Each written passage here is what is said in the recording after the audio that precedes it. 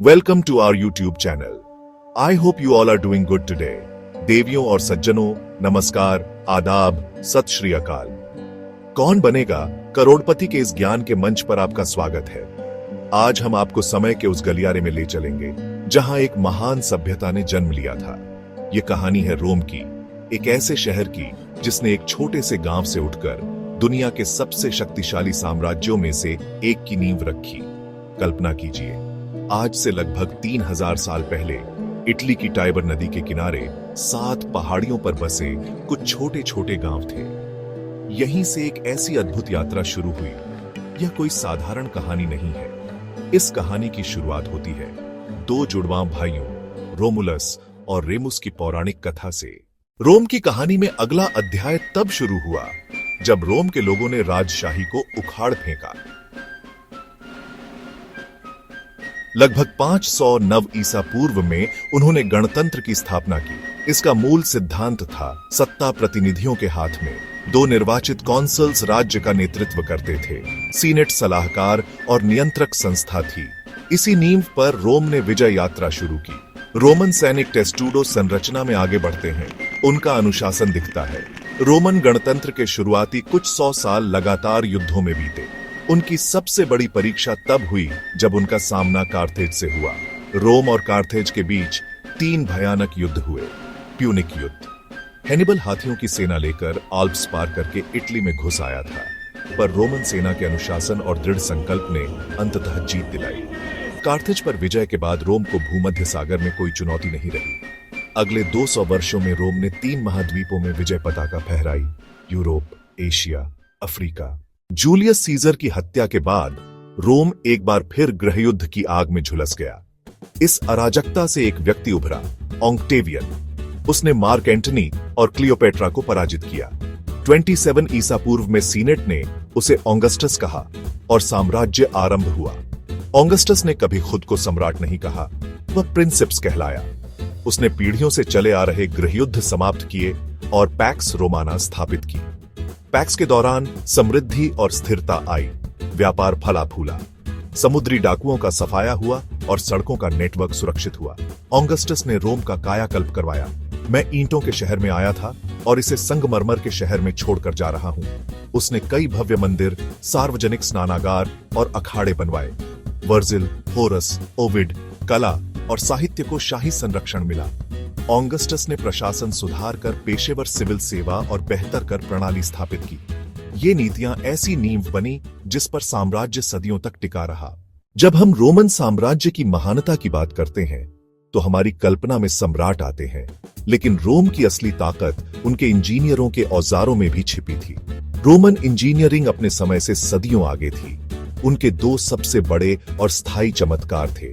उनकी सड़कें जो लगभग 80,000 किलोमीटर तक फैला हुआ था। ये बहुस्तरीय पक्की सड़कें थीं।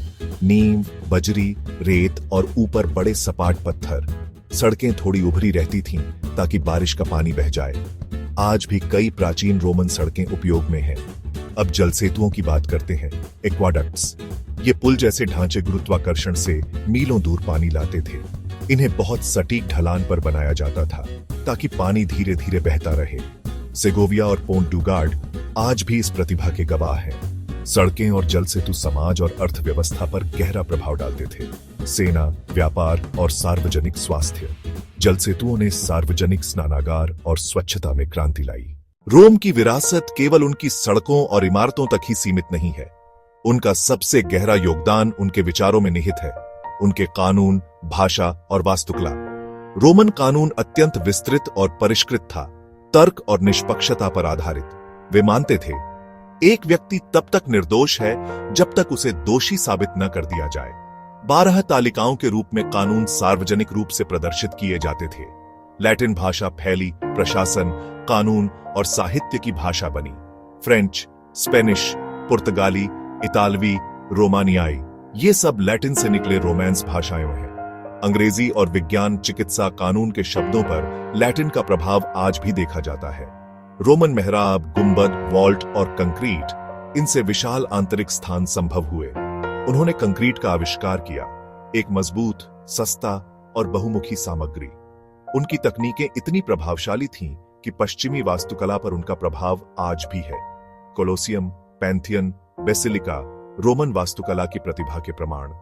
उनकी डिजाइन आज भी हमारी इमारतों में जीती है। इतिहास हमें सिखाता है कि जो ऊपर जाता है वह नीचे भी आता है। रोमन साम्राज्य जो 1000 वर्षों से अधिक रहा, कोई अपवाद नहीं था। 3री शताब्दी तक पैक्स रोमाना का स्वर्ण युग समाप्त हो चुका था। साम्राज्य का पतन कई आंतरिक और बाहरी कारणों का धीमा परिणाम था।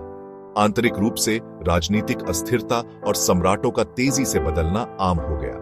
50 वर्षों में 20 से अधिक सम्राट हुए, अधिकांश की हिंसक मृत्यु। सरकार ने सिक्कों में मिलावट की, मुद्रास्फीति और आर्थिक विनाश। अमीर और गरीब के बीच खाई बढ़ी, सामाजिक तनाव गहरा हुआ। बाहरी खतरों ने भी दबाव बढ़ाया, गोथ, वैंडल, हूण और अन्य जनजातियां। आंतरिक कमजोरियों से सीमाओं की रक्षा मुश्किल हो गई। अंततः 410 ईस्वी में विसिगोथ्स ने रोम लूट लिया और 476 ईस्वी में अंतिम पश्चिमी सम्राट को पद से हटा दिया गया।